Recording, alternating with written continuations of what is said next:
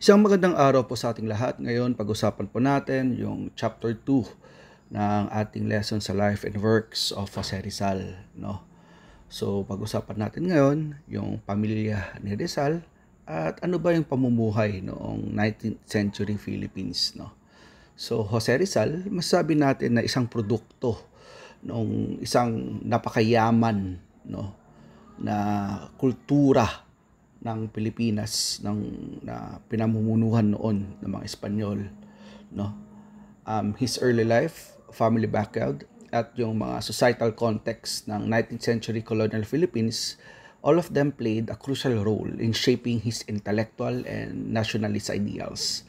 And hopefully this video would provide a detailed and engaging overview of Rizal's early life, his family, at yung mga influences na nag-mold sa kanya, no, bumuo sa kanya, no.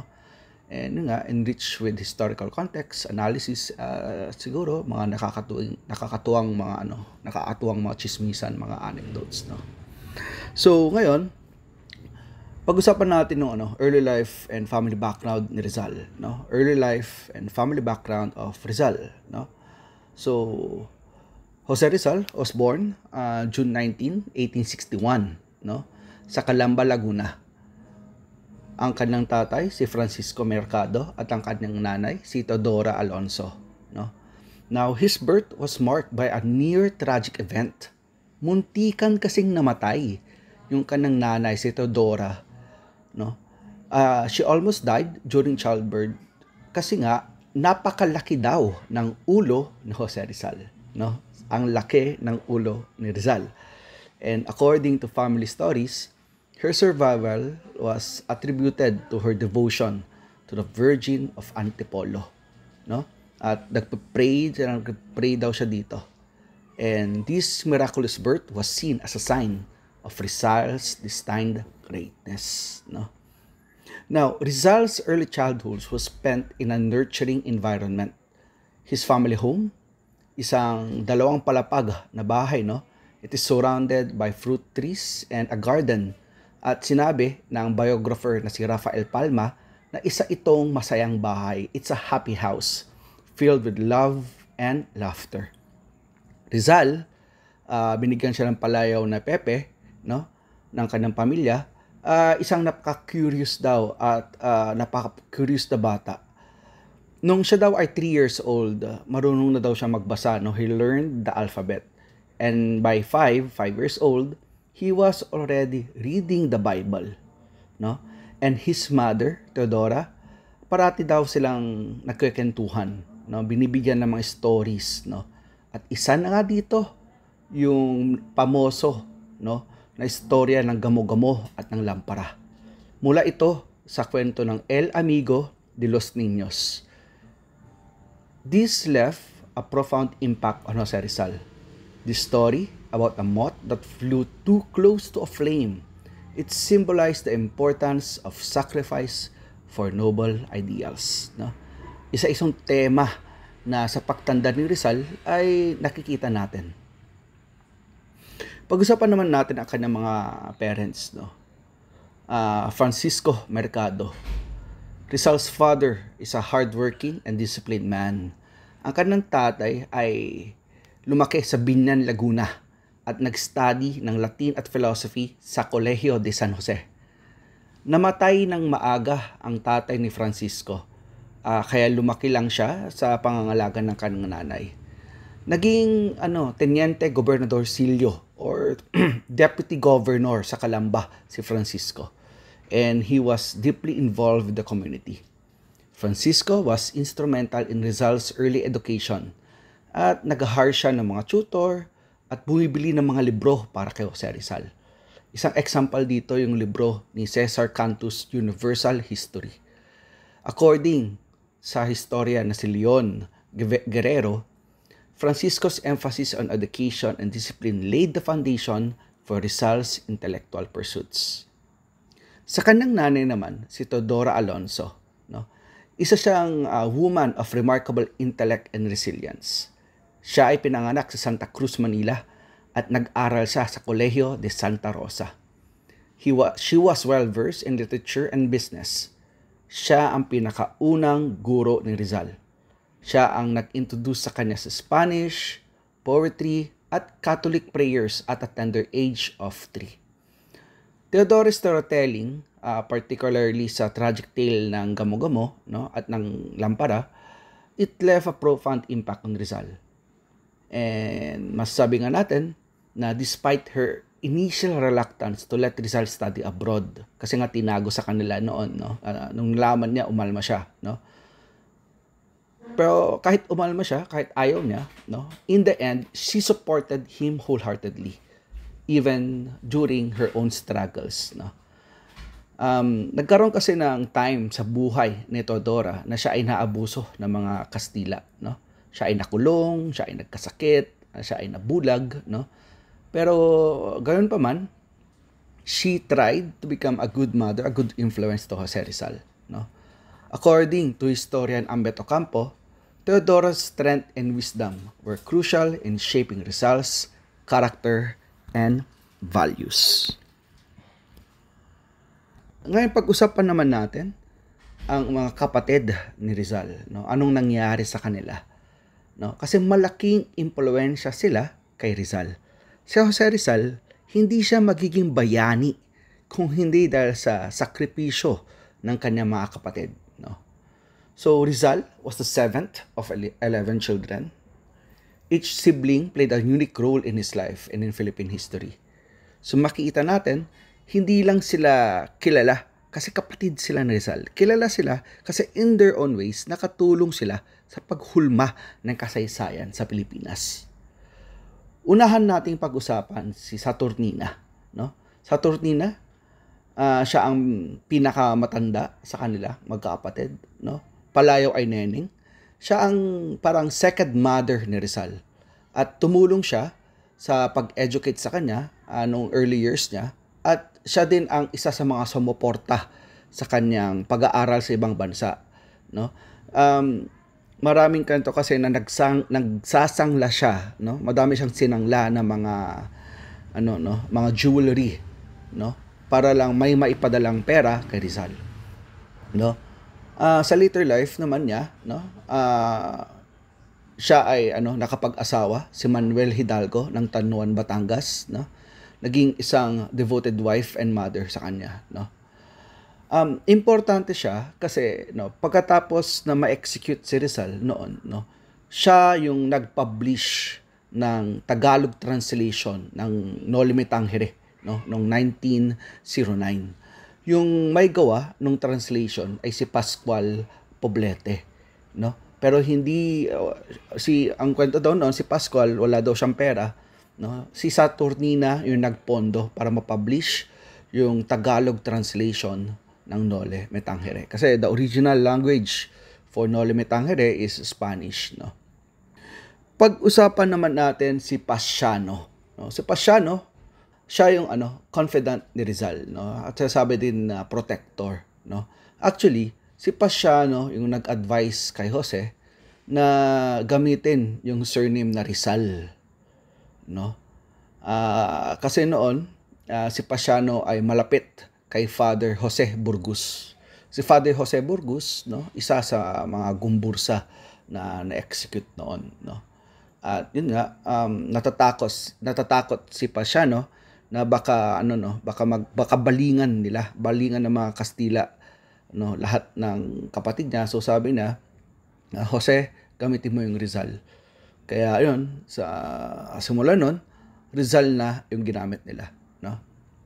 And siya yung nag-udyok kay Rizal na mag-aral ka sa ibang bansa, pag-aralan mo kung ano yung lessons na pwedeng makuha mo dyan, na pwedeng nating magamit dito sa Pilipinas. Ano ba yung kailangan natin gawin para makalaya sa mga Kastila, no? So, yun. And later life naman, si Pasiano naging general sa Philippine Revolution at naging finance secretary ng Department Government of Central Luzon, no? Later on, dinecline niya yung mga iba't ibang mga offers sa kanya sa gobyerno, no? So ikaw na po yung ganito, na posisyon, gano'n. Humindi siya, no? Pati yung mga pension na, tumanggi din siya sa mga pension, no? Pagkatapos ng revolution, no? He chose instead to live a life as a gentleman farmer in Los Baños. At namatay siya sa tuberculosis noong 1930, no? Si Pasiano, hindi na siya nakapag-asawa. Pero meron siyang significant other, si Severina de Sena. At sa kanya, meron siyang dalawang anak, si Emilio at si Maria. Punta naman tayo kay Narcisa. Narcisa o Sisa, no? She was known for her hospitality and support for Rizal.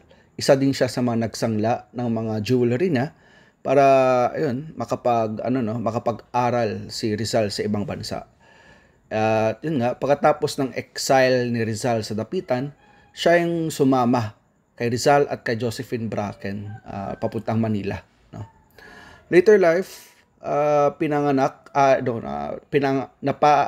siya ay ikinasal kay Antonio Lopez, isang teacher musician mula sa Morong, no? Morong.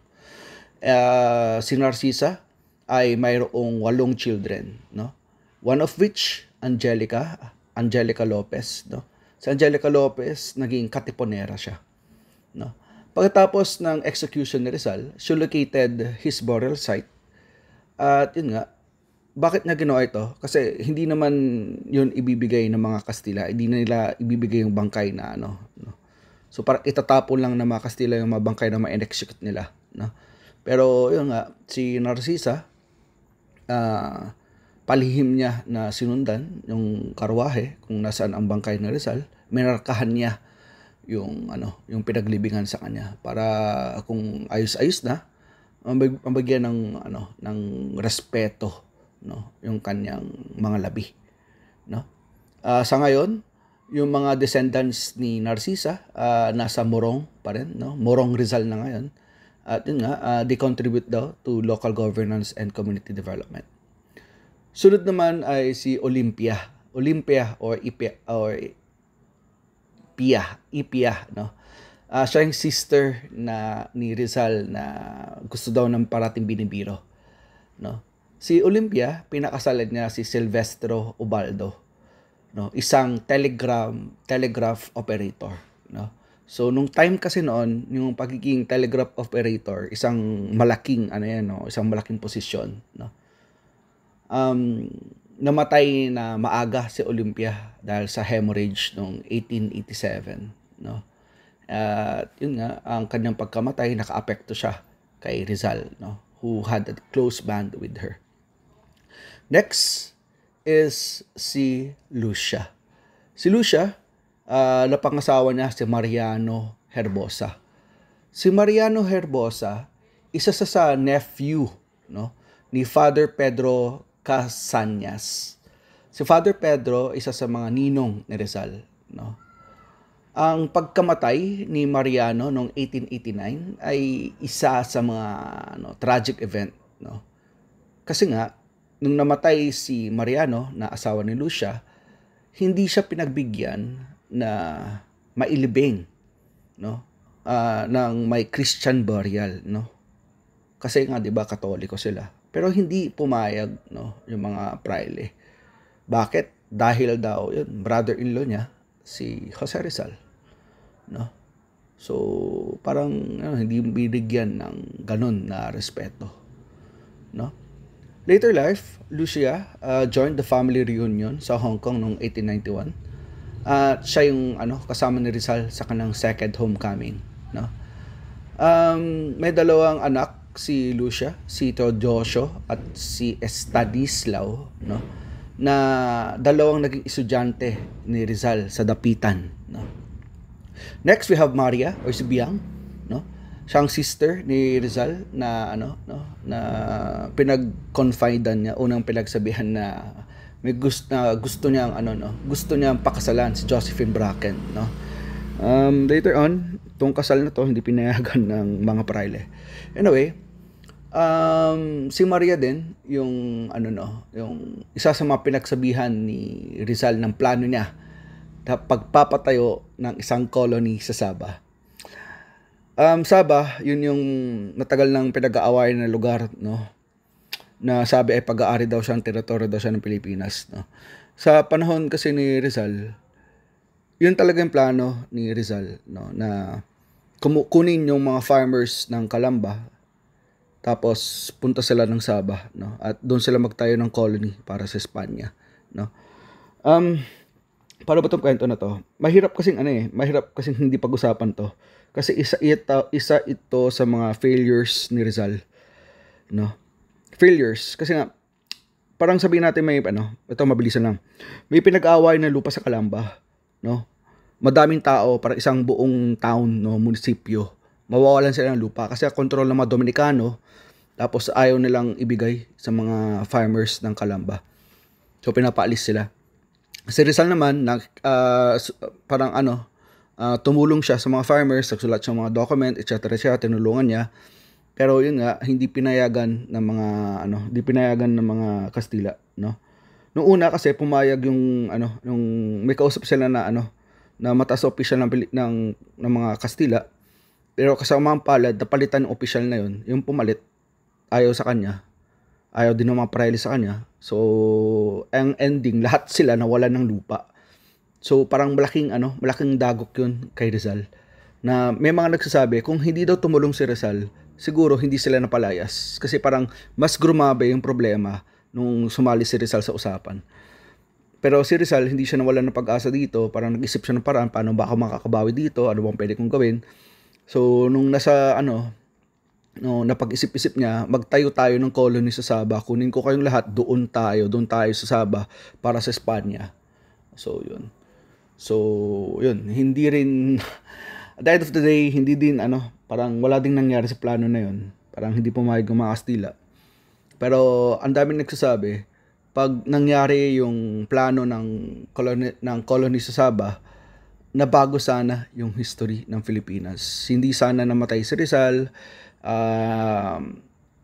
meron para sana tayong control sa Sabah hanggang ngayon, kasi ngayon hindi na natin parang sa atin yun, pero alam mo yun, hindi tayo ang may control nun, no?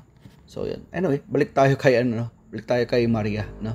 Later life, napangasawa ni Maria si Daniel Faustino Cruz ng Binyan. Marami siyang naging mga anak, isa na dito sa Mauricio, ang pinaka-paboritong nephew daw ni Rizal, no? Next, si Concepcion o si Concha, younger sister ni Rizal na namatay noong siya ay 3 years old, no? Her death was Rizal's first experience of sorrow, no? At nag-leave daw siyang lasting impact on him. So imagine nyo, sina Rizal, hindi naman sila ganun kahirap, no? Parang may kaya sila, nakakataas sila. Kasi nga mayaman ng pamilya nila konti, no? Parang hindi naman ganun kayaman, pero nakakataas sila sa karamihan. Pero mayroon silang kapatid na namatay ng sakit.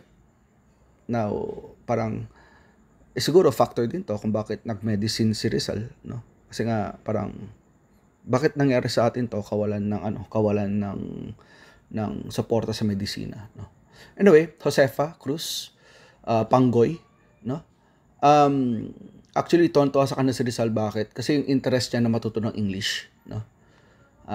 Yun nga. So, yun, kasi noon, no, Kastila lang ang alam nila, Tagalog. For you to know another language is good, no? And Josefa, she became one of the first 21 female members of the Katipunan. And hindi siya nakapag-asawa, no?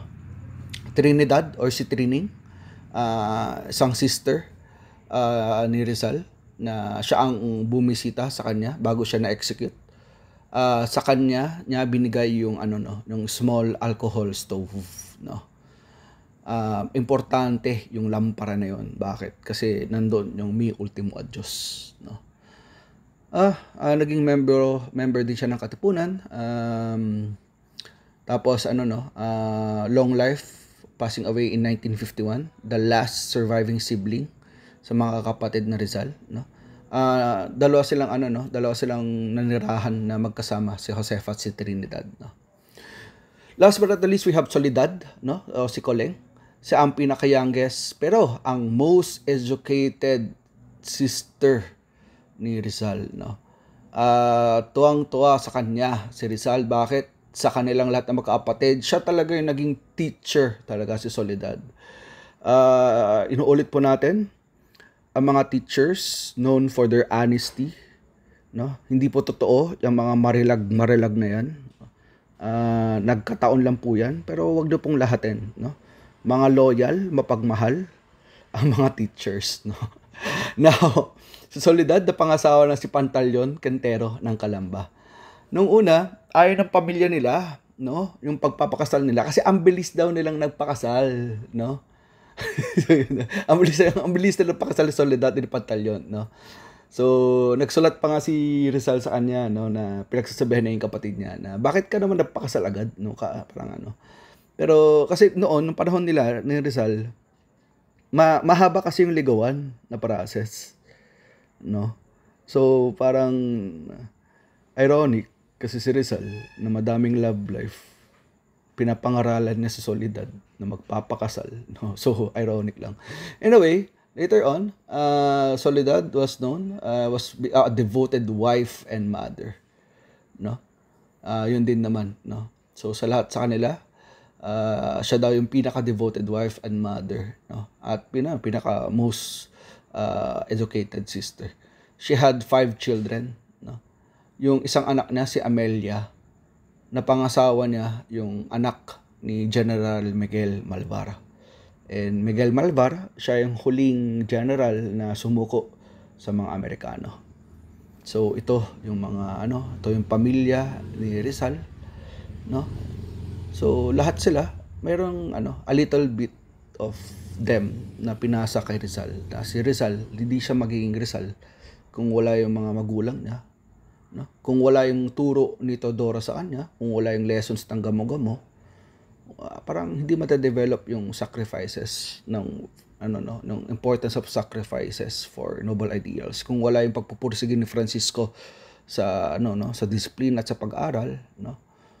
Kung wala yung suporta ni Pasiano, no, na naging mentor at protector ni Rizal, no? Kung wala yung pag-impluwensya ni Father Jose Burgos kay Pasiano, hindi mangyari. Kung hindi nagsangla ng mga jewelry yung mga kapatid ni Rizal, no, hindi magiging Rizal si Rizal, no?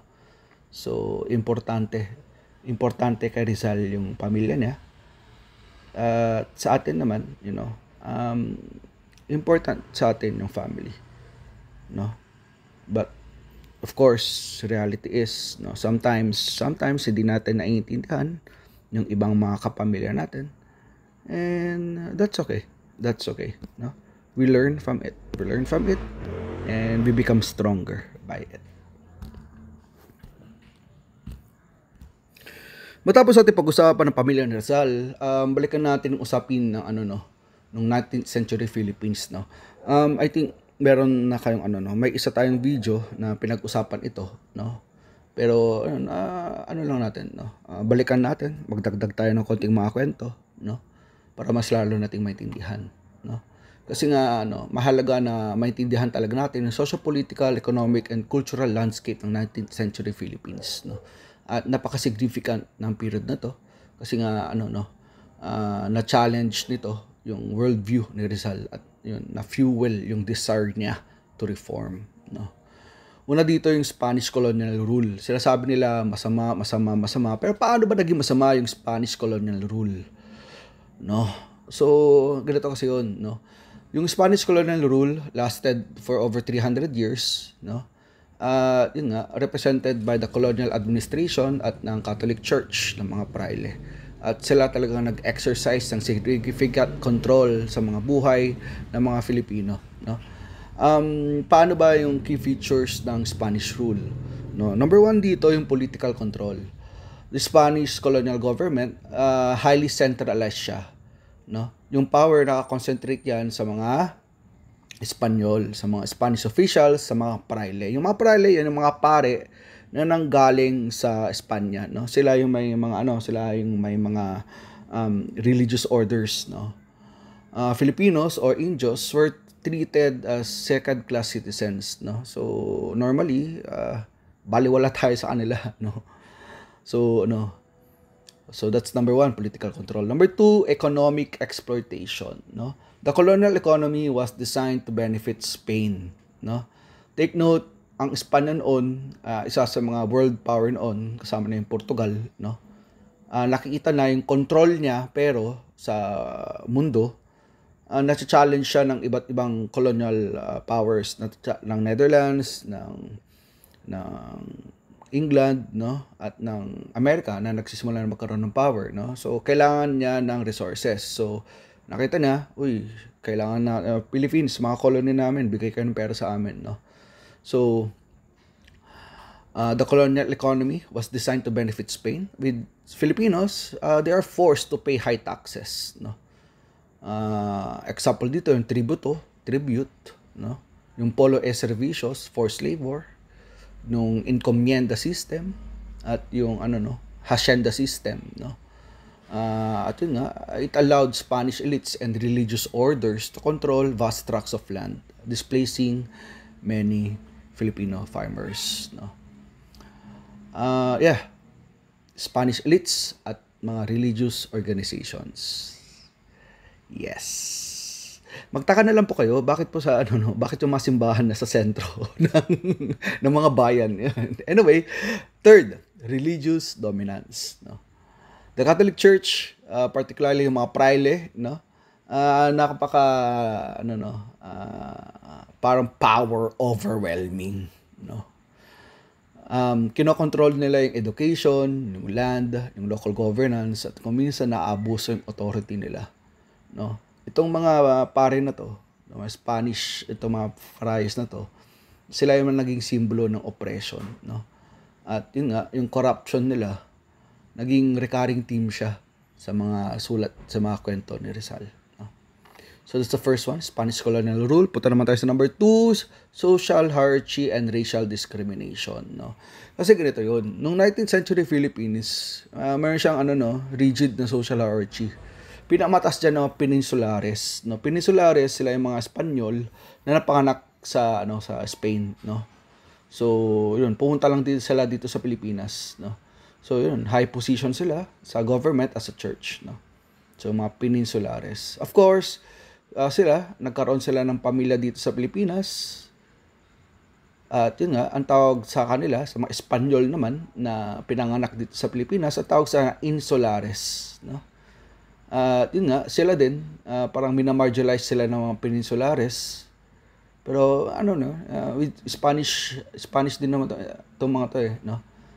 So yun, sumunod sa kanila mga mestizo, yung mga mixed race individuals, maybe Spanish-Filipino, Chinese-Filipino, no. Sila yung nag-occupy ng middle class, no. Kasama dito yung pamilya ni Rizal.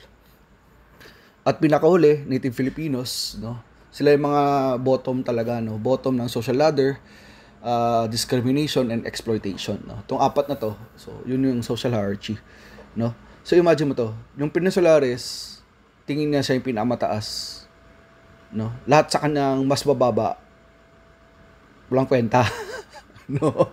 Yun ang pag-iisip ng Peninsulares. Yung Insulares, ganun din tingin niya sa mestizo at sa Indio. At yun, mestizo, ganun din na tingin nila sa mga Indio, no. So ganun, no. So yun. Now si Rizal, member sila na diba, mestizo. Under mestizo, kasama sila sa Principalia or local elite, no. Hindi naman sila Indio talaga kasi may lahing Chinese sila konti, tapos may lahing Japanese din, tapos may kaya naman sila, no. Pero hindi din sila ganun kayaman, hindi din naman sila ganun kahirap, no. And they experience firsthand the injustice ng sistema na to. Kinuha yung mga lupa nila ng mga ng mga friars at colonial authorities, yung tinatawag natin na Calamba Agrarian Dispute. Calamba Agrarian Dispute. Ito yung pinagkwentuhan natin kanina, no, na kinuha ng mga Dominikano, ng mga paralig Dominikano yung mga lupa nila sa Calamba, no. At dahil nga doon, naka-impluwensya ito sa nationalist sentiments ni Rizal. No, pinag-usapan natin nung nationalism. No, punta dito tayo sa pangatlo. Paano ba yung pag-emerge ng Filipino nationalism. Driven siya ng tatlong factors. Number one, education.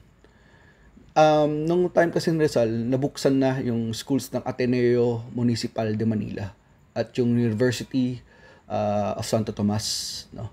At ito nga, nakita ng mga Filipino yung panagkaiba ng pag-access nila sa Western education. At dahil dito, na-expose sila sa liberal ideas, particularly sa mga works ng enlightened thinkers, no? Dito nila nakita, na-inspire sila na dapat magkaroon tayo ng reforma, no? Ang isang naka-udyok din sa Filipino nationalism noon ay yung pag-execute sa Gumbursa ng martyrdom ni na Mariano Gomez, Jose Borgus at Jacinto Zamora, no? Take note, si Jose Borgus, isa sa mga pupils niya si Pasiano, no, na kuya ni Rizal, no? At sinasabi nga nila, si Pasiano nandoon nung na-execute si Jose. Hindi nila alam, hindi sigurado ang mga historians kung na-witness ba yun ni Jose. No, but anyway, naapektuhan si Rizal dito, no? Kasi nga idol ng mentor ng kuya niya, no? So kilala din sila. Bakit ba sila namatay? Dahil sa involvement daw nila doon sa Cavite Mutiny, no? So nagkaroon ng mutiny noon at kailangan silang may sisihin, sinising tatlong pare na to. Siyempre, take note, mga Filipino priest to mga to. Sa kanila kasi kahit pare ang mga yan, mga Pilipino, ma-enjoy din yung mga yan. So, yun ang pag-iisip nila, no? So, yun. This event, parang nakapag-trigger siya ng commitment to reform, no? And of course, the propaganda movement, no? Kasi, nung time nito, dumadami na rin yung mga Pilipino na nakapag-aral sa ibang bansa. No, nakapag-aral sa Pilipinas, tapos, kulang to na pag-aralan dito, punta tayo sa Espanya para magtuloy ang ating pag-aaral, no? Lalo na, di ba, parang bumilis yung biyahe papuntang Espanya dahil sa pagbukas ng Suez Canal, no? So, kasama ni Rizal, sina Marcelo del Pilar, no? Si Graciano Lopez Haina, yun. Na-form nila yung propaganda movement na nag-advocate ng reform, no? Ang gusto sana nila, no, sa Kongreso ng Espanya, yung tinatawag ng Spanish Cortes, magkaroon ng representation ang Pilipinas. Kasi noon, parang walang nagre-represent sa Philippines, no? So, bakit ganon? Yun nga, ang gusto din sana nilang mangyari ay magkaroon ng secularization of parishes. Ibig sabihin, no, maging secular, wag parang itigil na dapat yung control ng mga praile, ng mga religious organizations, parang ibigay na sa mga Pilipino. At pangatlo, ang gusto nila, yung equal rights for Filipinos. Pantay lang, no? Okay, number 4, economic changes, the rights of the middle class, no? Parang nung 19th century, nakita din nila dito yung opening ng Philippines sa world trade, no? Ito na yung the opening of the galleon trade, no, noong 1834, no? So dahil dito nakita pala nila na malawak ang mundo, hindi lang sa Pilipinas. So na-open ng galleon trade ng madaming yumaman. Of course, yung mga mahirap na natiling mamahirap lang. Pero yun nga, madaming nakaranas ng pagbabago kasi nga naka-trading, no? So yun. Nagkaroon din ng agricultural development. Pero development nga ba talaga? Kasi ito, dito na-introduce kasi sa Pilipinas yung tinatawag na cash crops, no? Cash crops yung mga yung mga pwede mong maitanim na magkakapera ka, no? For example dito, sugar, tobacco, abaca, no? Pero yun nga, itong mga halaman na to, hindi ka naman pakakainin, di ba? Di ka nung pakakainin nito pag gutom ang pamilya mo, no? So wala, persado noon ang mga Pilipino na itanim ang mga to. Kahit magutom sila, walang pakialam ang mga walang pakialam yung mga parayle nagmamay-ari ng lupa. Tanim mo tong tabako. Wala kami pakialam kung wala kayong kanin, wala kayong bigas, no? So yun. Anyway, Rizal's family, landowners sila sa Calamba, di ba? they experience the effects of these economic changes, no? Kaya nga nagkaroon nung yung Calamba Agrarian Dispute, na kung saan yun nga, yung mga Dominicans, mga Dominicans talaga no? They claim ownership sa lupa ni Rizal. Hindi lang sa lupa nila, pero karamihan ng mga lupa sa Calamba, no? Ay amin to, sabi nila, no? At walang nagawa yung mga Pilipino. Nawalan sila ng mga lupa, nawala sila ng mga ari-arian, no? At it highlighted the injustice ng colonial system, at ito nga nag-fuel sa desire ni Rizal para sa reform, no? Ano ba? Cultural and intellectual awakening, of course, spread ng liberal ideas. Kasi 'di ba, napag-aralan niyo siguro to sa Understanding the Self, no, ng works of the Enlightenment thinkers tulad ni Voltaire, ni Rousseau, ni John Locke, no? Pati yung nangyari doon sa French at sa American Revolution. At yun nga, na-inspire dito yung mga Pilipino na kung sila nakaya nila, bakit naman tayo hindi, no? So they also began to question colonial rule and demand equality, no? Second, rise of Filipino literature, no? Yung mga works ni Rizal kasi nung No Limitang Hari at El Filibusterismo, kung ikukumpara mo siya sa foreign readings, no, katulad siya ng Les Miserables, no? Les Miserables ni Victor Hugo, na kung saan in-expose siya yung abuses, no, ng mga makapangyarihan sa mga nasa mababa, no? Dito sa part natin, no, yung colonial system, yung kasamaan ng colonial system, na dapat ay dapat tayo ay magkaroon tayo ng consciousness dahil dito.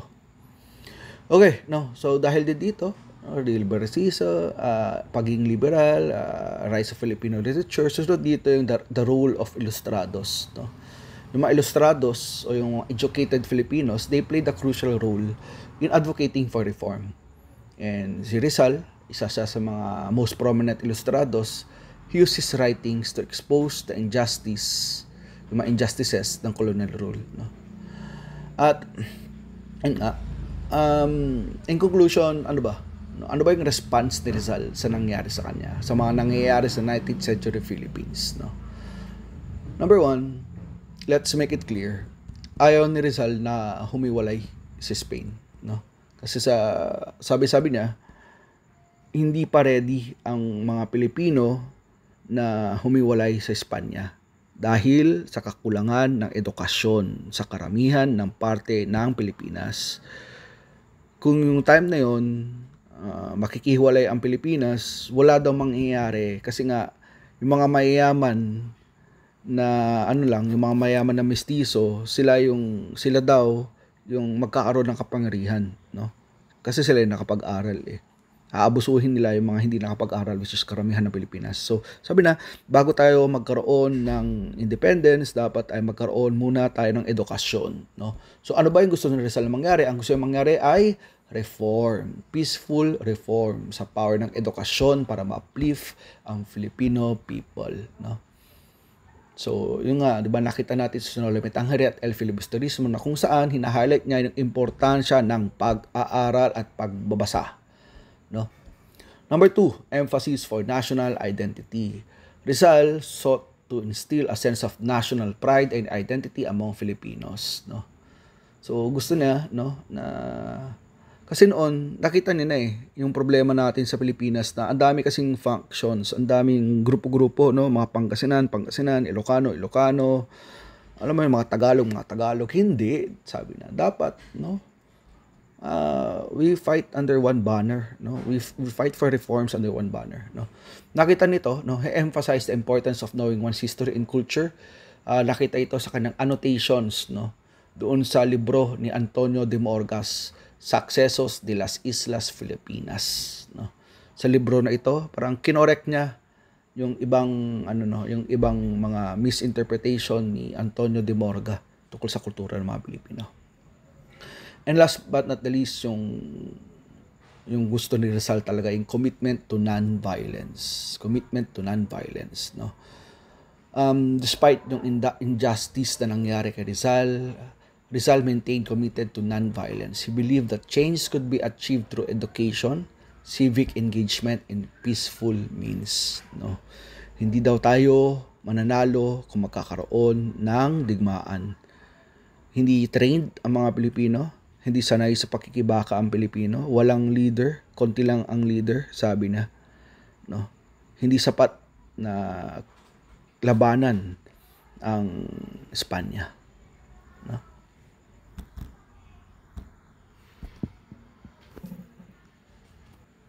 Okay, so in conclusion, Jose Rizal's life and works cannot be fully understood without considering the context of 19th century Philippines and the effect of his family. No? The injustices of Spanish colonial rule, the rise of Filipino nationalism, the intellectual awakening of the period, the sacrifices of his siblings, no, the love of his mother and father. They shape Rizal's ideals and fueled his desire for reform. No? And his writings and actions continue to inspire Filipinos to fight for justice, equality, and national pride.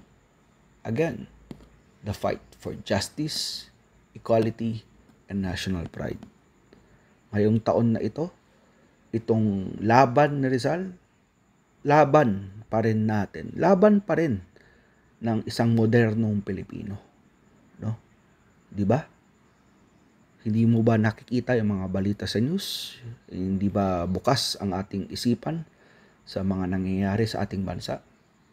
Di ba? Yung reforma na hinahangad ni Rizal noon, hanggang ngayon, reforma ang atin pa rin tinatamasa na patuloy na nakikibaka. No?